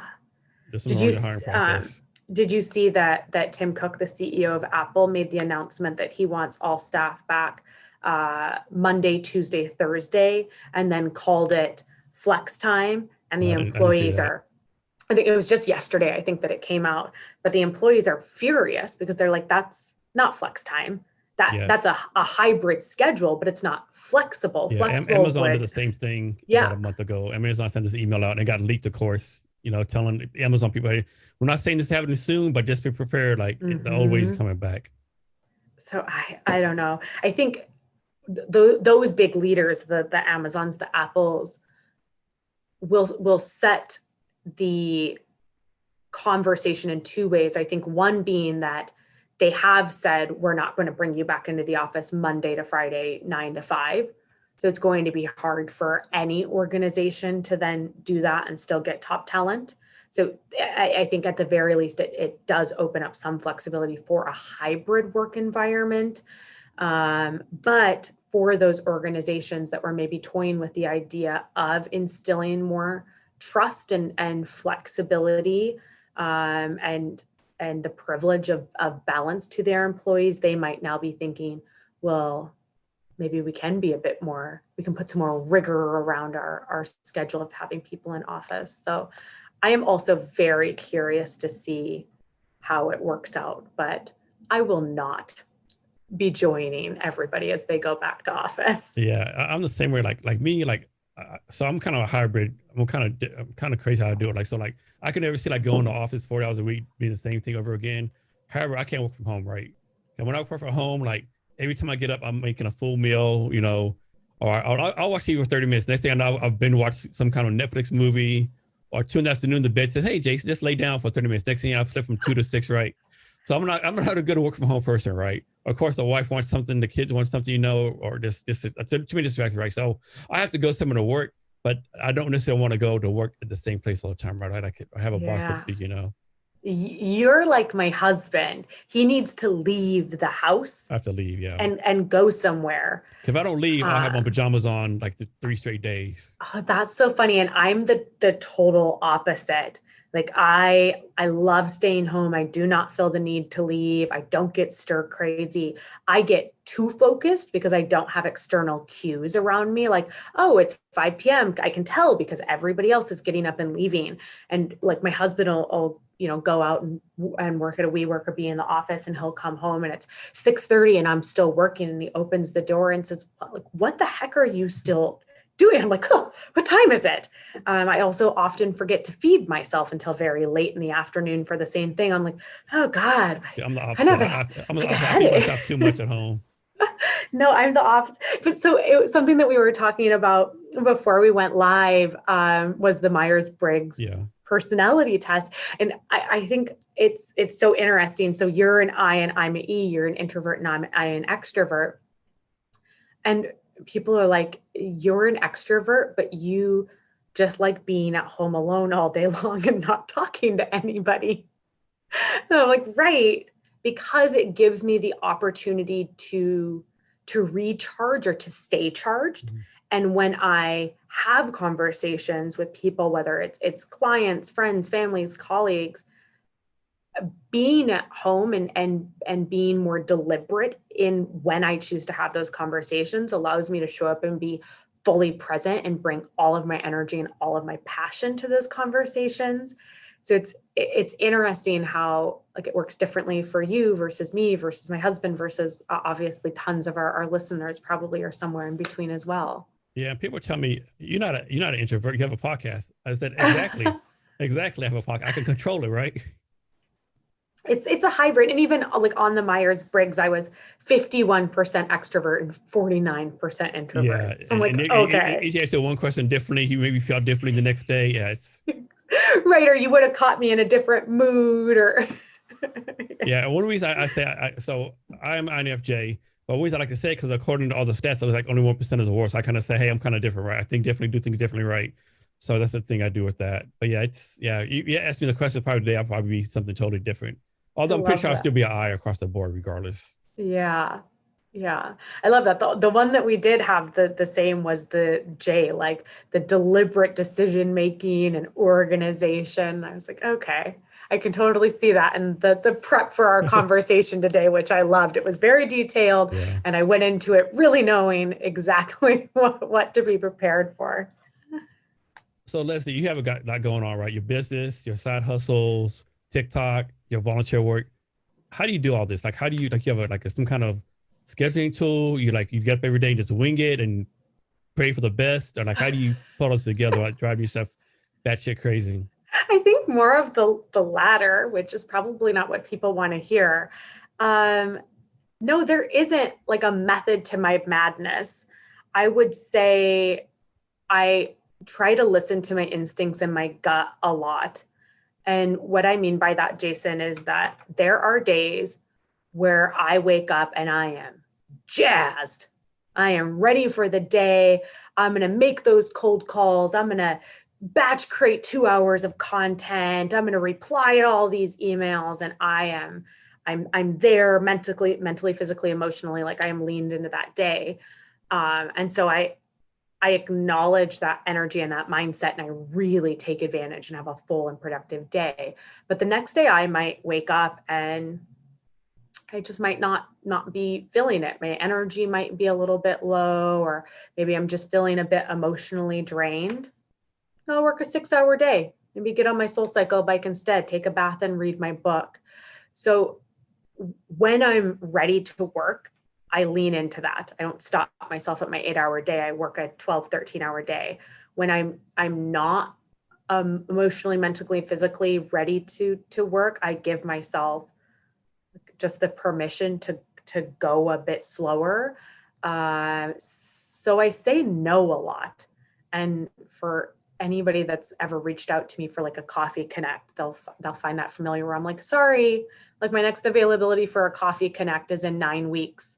Because I only put 2 on my calendar every week to make sure I'm not like over allocating time to that particular thing. And I ask people for agendas before I get on calls with them. So I know that there's going to be a mutual value. And if they don't want to send me an agenda, then I don't want to put it in my calendar. So I'm hugely protective of my time. I say a no a lot, which was a learned and taught skill. And I really just try to like listen to my body and listen to my mind, and lean in when I'm feeling jazzed, but also give myself some like grace to take it slow when I'm not. Yeah. So one thing I've done a better job of usually saying no to people, right? And that's so important. Another thing I do too, I instead of like doing an hour meeting, all my meetings are 15 minutes, right? And then after that, do some follow up, right? That's such a good. Yeah, talk about how you learned how to say no. I think that's a learn process. Oh Everyone wants to please people. We want to say yes. This might be the opportunity I need coming up. You never know who they know. Yeah. Blase. How do you like start yourself to start saying no? I'm still learning it. One thing that I will mention, because I did a TikTok about this, and the amount of people that were like, what, this function exists, is that in Outlook, you have a setting where your meetings will end 5 minutes early if they're 30-minute meetings, or 10 minutes early if they're 50-minute meetings. So for everybody out there looking for like an actionable, I can do this today to have better time management, go change that setting on your Outlook calendar. So that's a really great tip, Jason. So I feel like I'm still learning how to say no, right? Like there are still times where I say yes, and immediately afterwards I think, well, really should not have committed to that. So I do a couple of things. One is that I take a tremendous amount of pride in doing what I say I'm going to do, and delivering and showing up. So I try to keep that in mind when I say yes, and only say yes to things that I feel like I can fully show up for and fully commit to. So I think just like putting it back on me, like, are you saying yes just to make yourself feel better? Or are you saying yes because you really feel like it's the right thing for the person that's asking you? And I would say the other thing is I've just tried to be a lot more transparent. Like, sorry, that's not something I'm making time for right now. Sorry, like that doesn't align with my key result area that I'm focused on right now. And being like, it's not you, like it's not that I don't want to talk to you, just having a conversation with you right now, or working on this project with you right now, is not 100% aligned with like my personal and professional deliverables. So it's going to be a no. So let's like, if you're an HR person, you got to do HR training, like HR certifications. If you're a software developer, you got to get, learn skills over and over again.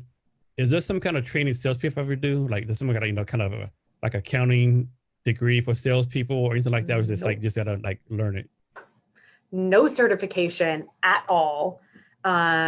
Which is such a travesty, because I mean, like if you're in HR, if you're in tax, if you're in legal, like all of these professions have their CPEs, their professional credits that you have to have and have to maintain. It sort of harkens back to one of your earlier questions, Jason, about why are there no institutions offering degrees in sales?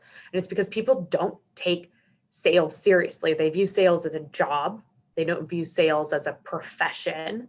And people are so quick to talk smack about salespeople and put down salespeople and share their horror story with a salesperson they interacted with 27 years ago. But you know, very, very few people are like asking, how can we make sales better? How can I interact with you in a different way that would help you? So there are a lot of certifications out there, and I think, frankly, more salespeople need to take it upon themselves to get certified, even though it's not required. I've done some great certifications on Coursera, on edX. HubSpot has a whole HubSpot Academy that is free to use, and they have incredible trainings. I've done like Udemy, Allison. I've done a ton of them. And a lot of them are free. Some of them will offer you a chance to buy a certification if you're looking to like build your resume and credentials for $49. So, you know, pretty like low point of entry. So no, unfortunately, credits aren't required, but there are a lot of opportunities for salespeople to still become accredited, and not that many salespeople take the sort of ownership of doing that. And I think it goes back to viewing sales as their job, not their profession, and saying, hey, what are you in? And they say finance, not I sell for a finance company. So Leslie, this next question I'm going to ask you, I think you're going to answer yes. Do you consider yourself a content creator? No, I'm just kidding. Yes, definitely. Yeah, definitely. I have been a massive advocate of social selling, like since it was called, like before it was called social selling. And that has evolved into content creation and into content marketing. And I don't do content marketing for my full-time job, but certainly content marketing, like to the content marketers out there, I will say like rudimentary content marketing for my professional brand and certainly for my business. But it's the future of sales. Like organizations and individuals need to get hip to social selling and creating content that shares something, you know, inspiring or educational or entertaining with their audience. And your two big platforms are LinkedIn and TikTok, correct? Yep, exactly. So I think everyone will know why you're on LinkedIn. Explain what drew you to TikTok. Because like I'm on TikTok too, and don't get me wrong, there's like trash on there, but there's so much good content there. Like there's you, one guy I follow, he's like maybe 80 years old. He's a psychiatrist. He gives like psychiatry tips and like does a little salsa dance that is a tip in like English and Spanish. I mean, there's such many good stuff. And I think like any other social media platform, you got to get through the trash, so to speak, right? Mm-hmm. What drew you to TikTok? So what drew me to TikTok is what I was seeing on my LinkedIn news feed, the types of posts that inspired that series of like dramatic readings of LinkedIn posts. And it was a lot of advice from people that all looked the same and all sounded the same. And I thought, maybe this isn't the best platform for my message. Like, why am I spending so much time and energy trying to break through the monotony of these messages when clearly that's what the folks on this platform want? That's what they're celebrating. That's what they're responding to.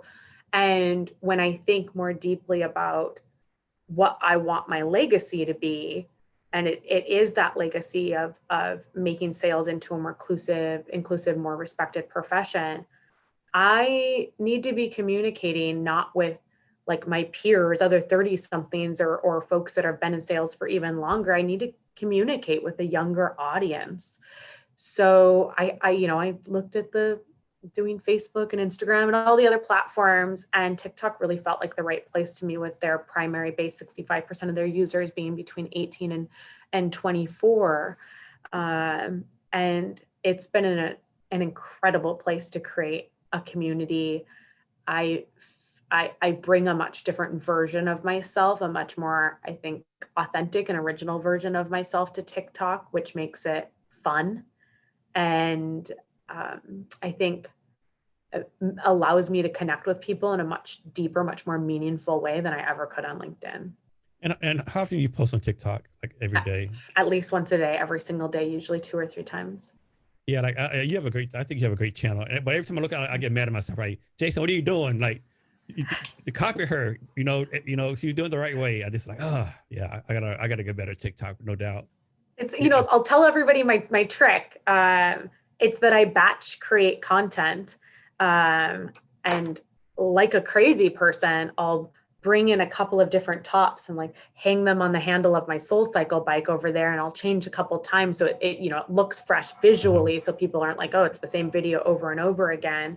But on those days where I wake up and I am just emotionally full and energetic, I will sit down and I will batch create 3 or 4 hours of content in one day, and then I'll be able to use that for 2 or 3 weeks. So that's what allows me to post so frequently without getting burnt out. That's organization skills come into play, right? Yeah, that Jay, absolutely. Because most people, even they did like do batches like 4 hours, are like, man, I'm too lazy to change shirts every video. Or like, I'm not doing that. I'll just do like 4 hours of video with the same shirt. I do some outfit changes. It makes me feel so nerdy, but I'm like, well, whatever. It's what works for me. And obviously it also works for my audience. But something else you said that I thought was interesting, Jason, was like kind of cutting through the trash, the garbage, whatever on LinkedIn, or not on LinkedIn, on TikTok. And something that people rarely realize about TikTok if they're not on it is that it is so much bigger than just a bunch of kids doing like cute dances. People making lots of money on that. Yeah. It's that, like, that's what before I was on the platform, that's what I thought it was exclusively. And the TikTok algorithm is so smart, scary smart. That's a whole nother topic. And you can quickly teach it what type of content you want. So now I'm getting a ton of professional content. So people talking about HR and recruitment and psychology and corporate life and sales. Unfortunately, not that many B2B sales people come join me, and marketing and social selling and all of that. And then like a huge dose of videos of raccoons, goats, and dogs, because I love those.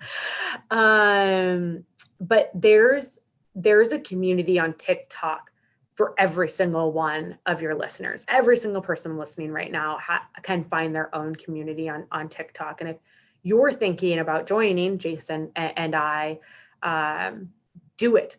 Like, take that action, do it today, start creating content. It doesn't have to be perfect, just like cold calling, right? Like, it doesn't have to be perfect.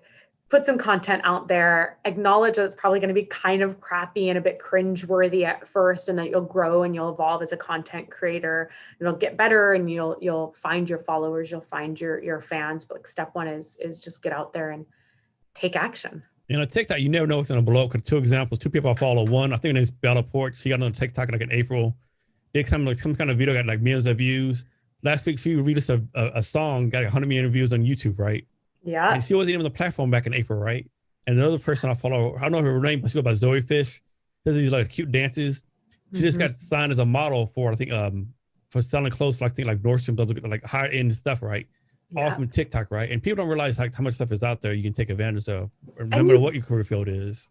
Right. And you don't know what's going to resonate with people. Like, Bella's a perfect example that all of her original videos were just her doing like cute faces. Like, she can contort her face in a way that it's confusing to me.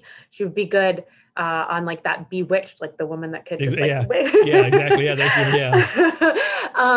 but who would have ever thought that type of content would speak to people in a way that would I mean, she has something crazy like 40 million followers now, and signed a record deal and released a music video, and the opportunity to go viral on TikTok only exists on TikTok. There's no other platform. No, you're not going viral on Facebook or LinkedIn or Instagram. Definitely not. No, it has an opportunity for virality that you can't find anywhere else.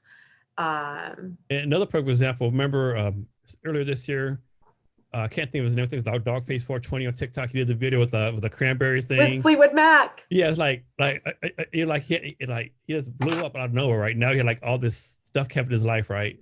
and you just never know what's going to hit or not hit, right? You got to put it out there. Yeah. Ocean Spray bought him a brand new truck and like fully paid it off. And it was funny. He was like, so that he could drive to work. Yeah, he thought it was just he was getting the Ocean Spray. He didn't realize the truck was for him, right? Like, no, dude, the truck's for you too. You know, it's fun. And he found like a contract that sells like longboards from some company. It's like, I mean, you never know, right? You never know. So take action. So talk more about how branding yourself is important these days. Like, you have to put yourself out there, right? You can't be scared, so to speak.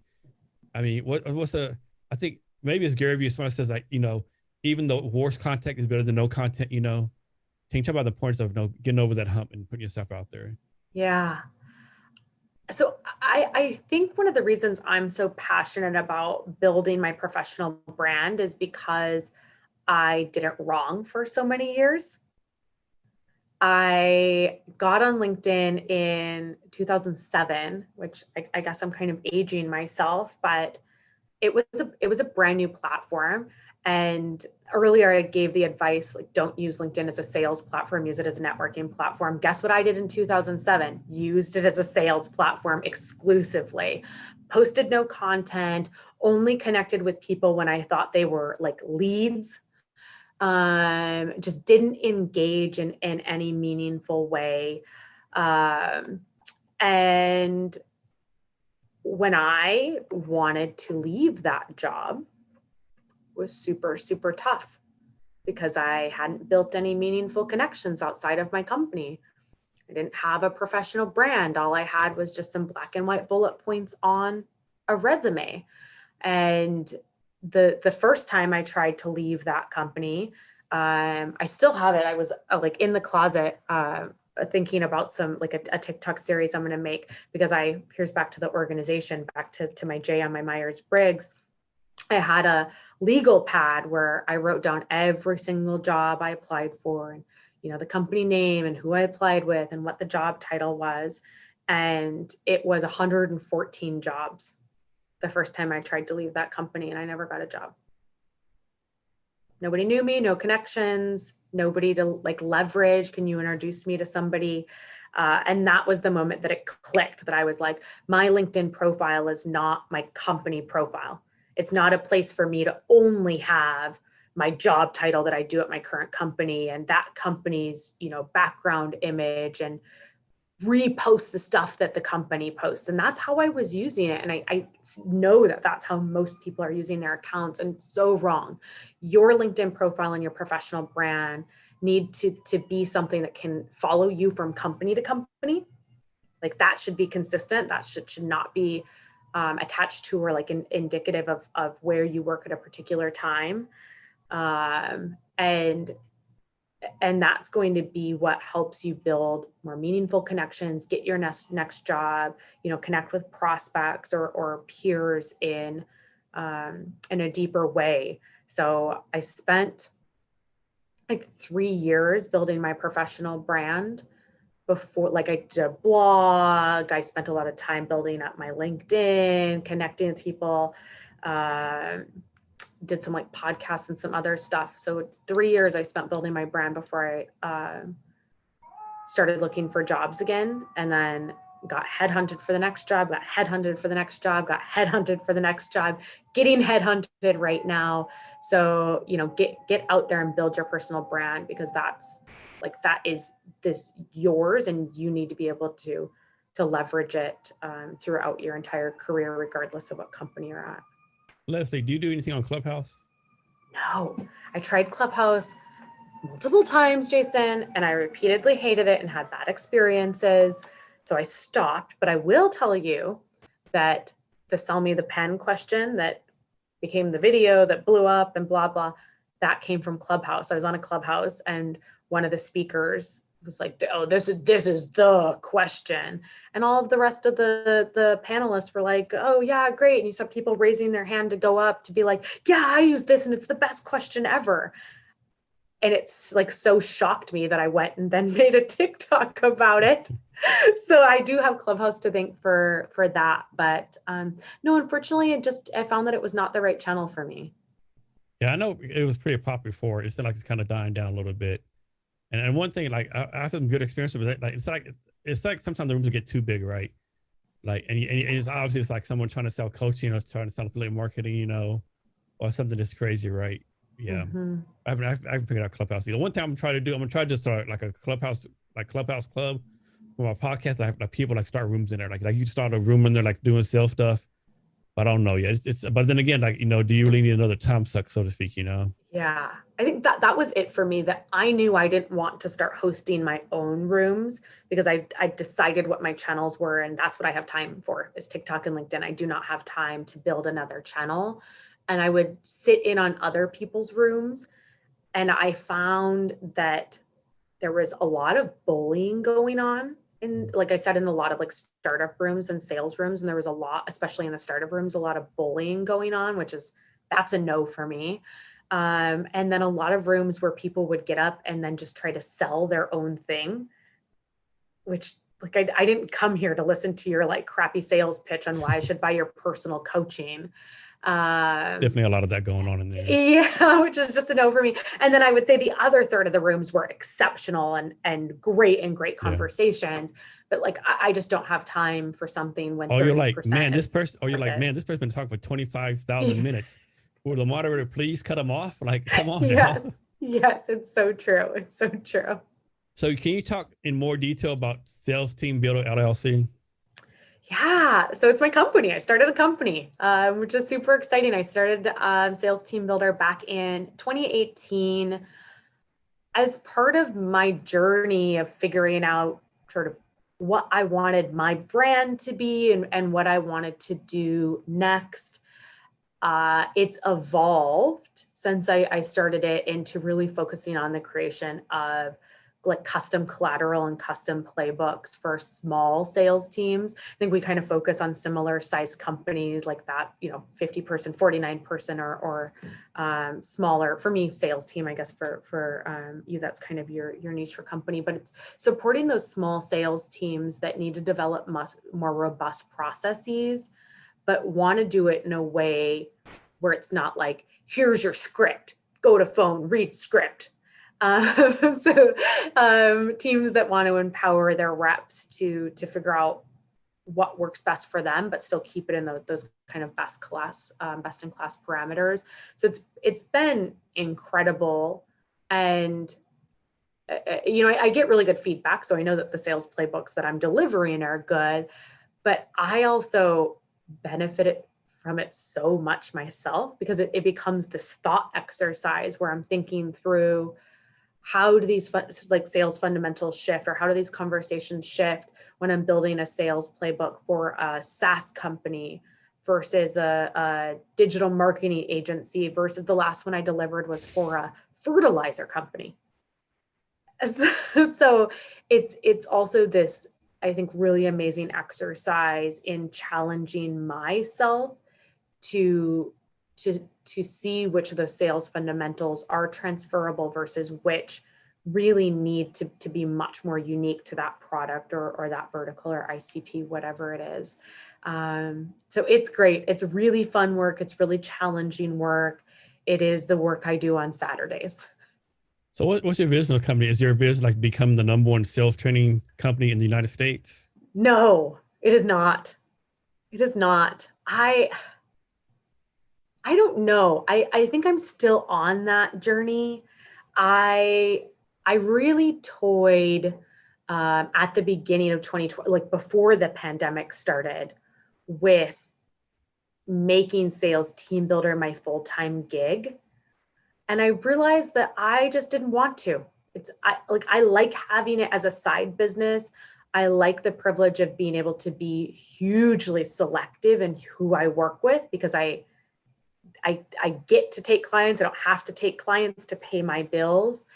And I like being a part of a company. I like having colleagues and teamwork and all, enter whatever buzzwords you want. I like health insurance, which is important. Oh man, that's a good one. So I realized that it wasn't what I wanted to do next. I do want to stay in that kind of like corporate environment for a while longer. But ultimately, I would like to be known as like the preeminent stop to get a custom sales playbook created for your small and growing sales team. What would have to happen, or like how many sales you have to get, or what metrics would you have to meet for you to say, okay, I have no choice but to stop corporate and go in this full time? Like I have to go all in now. What would have to happen? Wow. Like, okay, I can't I ignore don't, this anymore. These numbers are too crazy. yeah, I don't know. I actually don't know, Jason, if it's a number, like a financial sales number that would cause me to make that switch.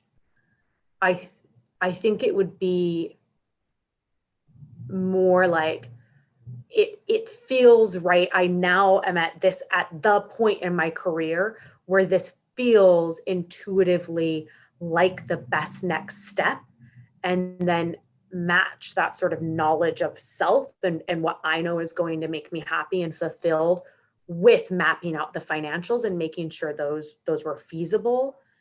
But I feel like it will be right when I'm at the point of my career where I know that that's the thing that I want to do next, that I'm going to wake up every single morning jazzed to do full time. And it's not today, and I don't think it'll be tomorrow, but it will be. And I'm giving myself, I think, a lot of latitude. Like I'm not putting pressure on myself that I have to launch my business by this time next year or before I'm 40 or, whatever the kind of made up timelines are. Yeah, I don't know. That was kind of a wishy-washy answer. And it has to be able to pay for your health insurance regardless. And Right? it will have to be able to pay for my health. I love health insurance. Yes.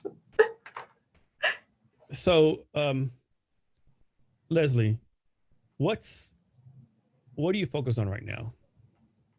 Like in life in Yeah, general? in general, yeah. What am I focusing on? So I'm writing a book. Why am I not surprised? Just like add one more thing to my list. So Like, have you seen the memes? I have no more time to do anything. I'm strapped out. Ooh, another project. Let me take it over. I know.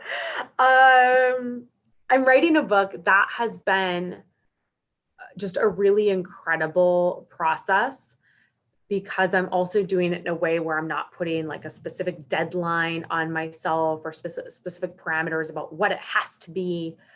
And instead, it sort of manifested as this opportunity to like journal and reflect.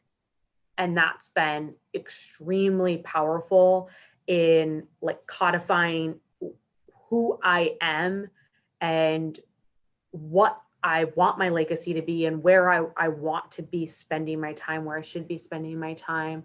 So that's a really fun project that has been keeping me busy. I am fully vaccinated, so I have a lot of plans to go see friends and family over the Memorial Day weekend, and then the week before that had an opportunity to go meet my 11-month-old niece who I had not yet met, and then flew from that set of family to another set of family, and got to see my brother and his wife and their 2.5-year-old, and then brand new 2-month-old. So it's like that has really filled me to the brim. Just having a chance to reconnect in person with loved ones. So honestly, I think that's what I'm going to try to stay busy with, is just reconnecting with people. I booked 2 months back in Montana because I did 3 months last year, which was an incredible blessing to get out of my like 25th floor small condo in downtown Chicago and out into Montana. And I think, as much as we want to believe that we have undergone this, huge shift and somehow we're all going to be better people and put less on our calendars and have a better work-life balance, I'm not totally bought into the reality of that. I think by this time next year, it'll probably be kind of back to business as usual. So taking 2 months to go work remotely in my childhood home in Montana. So like journaling, reflecting, and reconnecting. So talking about being better people, right? So a lot of people disagree with this, right? But during COVID, I probably traveled way too much, right? Like, but on the plane, like I never seen planes so clean. No one's on them, no lines, right? So I probably traveled too much, right? I took a trip somewhere like a couple weeks ago. People coming back, I'm like, man, people do suck, right? Because they're coming back, right?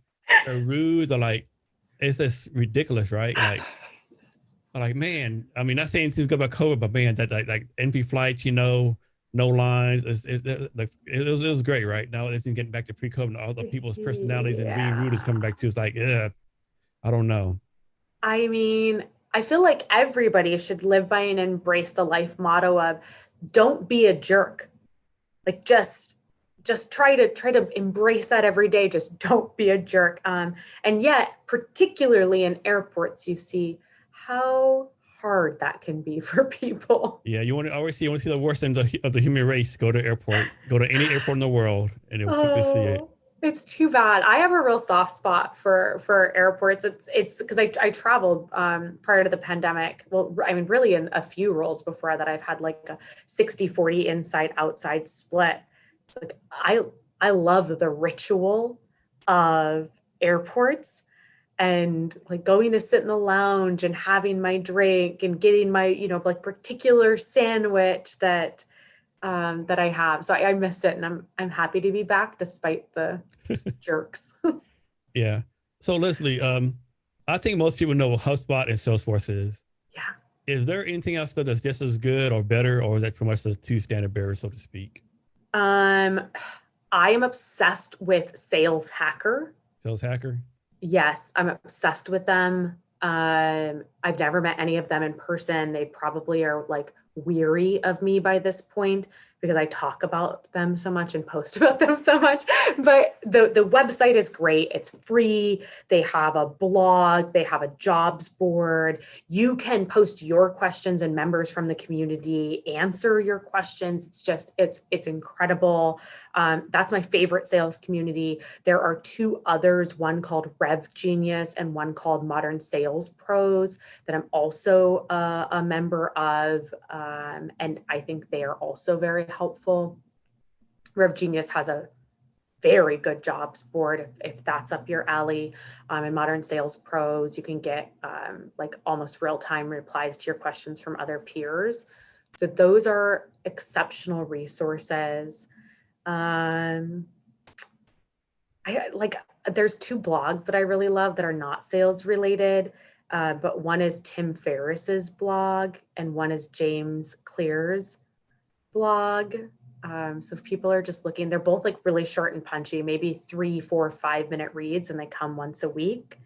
And James, I'm going to get this wrong. One of them wrote Atomic Habits, which if you haven't read that book, maybe think about picking up the book as well. God, I don't know.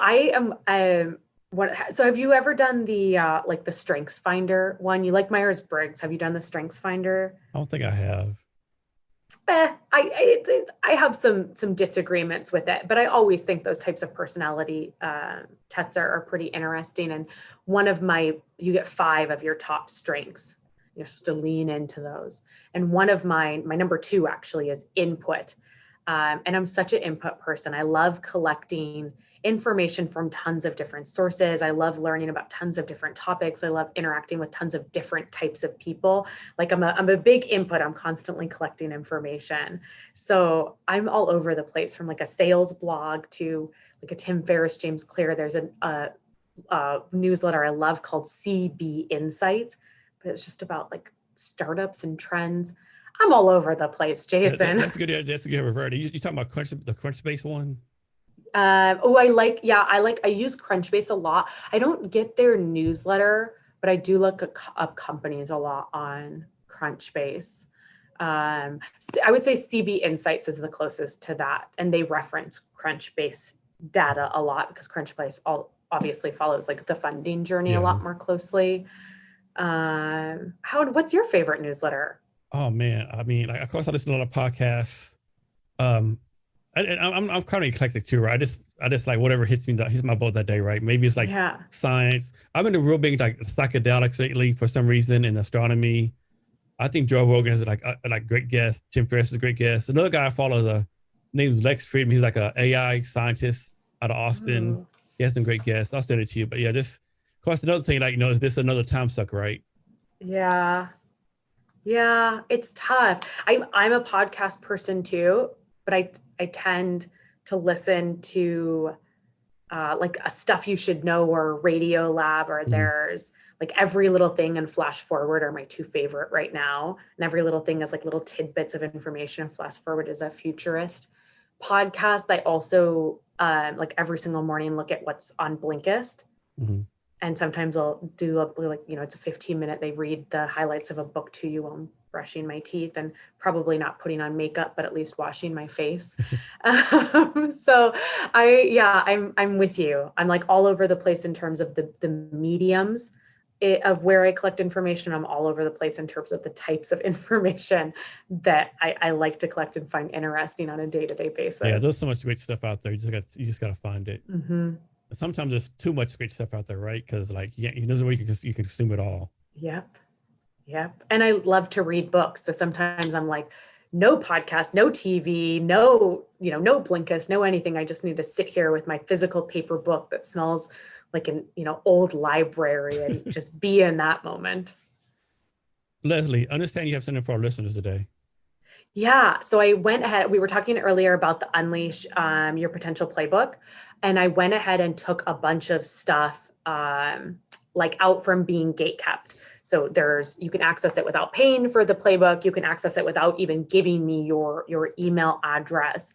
So some of the big ones that I think folks would find useful as I took like Getting Hired Faster on LinkedIn out from behind the gatekeep wall. I took Building Your Professional Brand on LinkedIn in an hour off. There's a quick start guide to content creation that I took out from behind the password wall.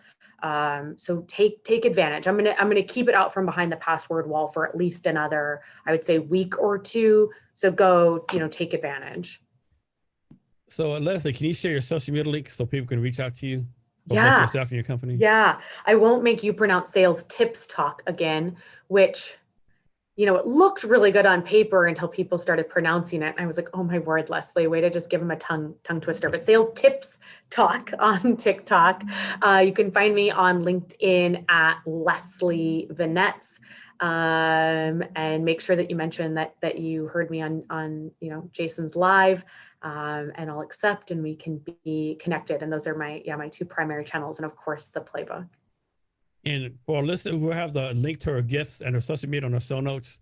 Find the show notes at www.cavendish.blog.com. And be sure to share this episode with your friends and subscribe to the Jason Cavendish Experience. So Leslie, we'll come to the end of our talk. It was a great time with you. Can you give us any wisdom or advice on anything you want to talk about? Oof, this was a good talk. You hit me with some hard questions. I feel like usually I'm on, chatting with salespeople, and their questions, no offense, are kind of predictable, and yours were not today. So thanks for keeping me on my toes. Takeaways. I would say one is that take action piece, like the just create that momentum. If you're thinking about doing something, if you want to do something, take that first step. And I promise that will help carry you forward. I would say for my salespeople out there, that lead with emotions, follow with the logic, follow with the data piece is a small change that you can make in the way you talk and the way you communicate value that will yield huge results for you. I think an always reminder is don't be too quick to buy into some of those narratives around entrepreneurship at all cost and like toxic hustle culture. Give yourself some grace to figure it out, and certainly make sure that it is right for you, like emotionally, mentally, financially, before taking some of those big steps. But then when you're ready, circle back to take action. So maybe those are kind of three tidbits I'd leave us with. Leslie, thank you for your time today. I really appreciate it. Thank you, Jason. It was my pleasure. And to our listeners, thank you for your time as well. Remember to be great every